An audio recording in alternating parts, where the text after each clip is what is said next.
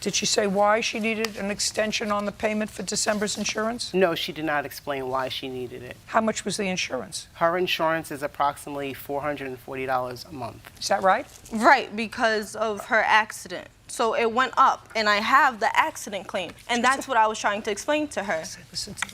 It's not her fault that you couldn't get a car on your credit. Do you understand? Yes, it's not but- her fault. So if she had an accident driving her car and therefore this car is in her name so that all of the cars on her policy go up, you think that she should give you the difference of what she was paying? No. See, what the thing came down to was she switched her insurance so that she can get less insurance on her car, right? Which, okay, I understand. But when I'm asking, can I change my insurance because it keeps going up because of the accident that you had, I just feel like if you're able to switch it, which she was because we had got a quote from another insurance. She didn't want to change it. She didn't want to have anything to do with you anymore. But Just a second. She didn't want to have anything to do with you anymore.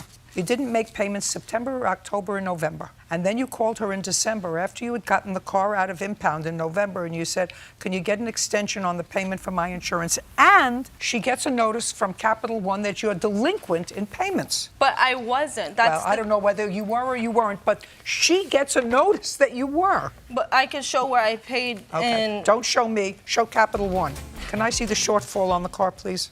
The shortfall. They took the car, they sold it, and they told you had so much left to pay on the loan.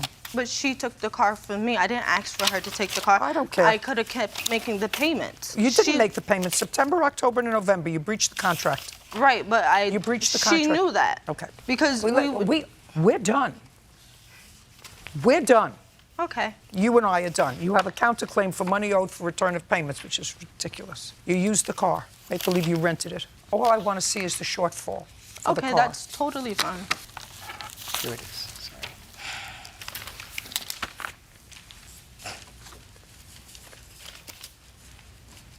This is an explanation of calculation of deficiency. Yes. Did you ever call them and say, is there a way that we can settle this? I did speak to them several times about it. And? I had no way of paying them the full amount of the car. Well, they sold the car for $3,400. Yes. So this check actually, $5,000, which is my limit in this court, goes directly to Capital One.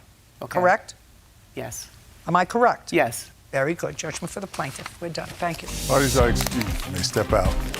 I feel that Judge Judy was fair in her decision, and she saw right through everything. I think it is what it is.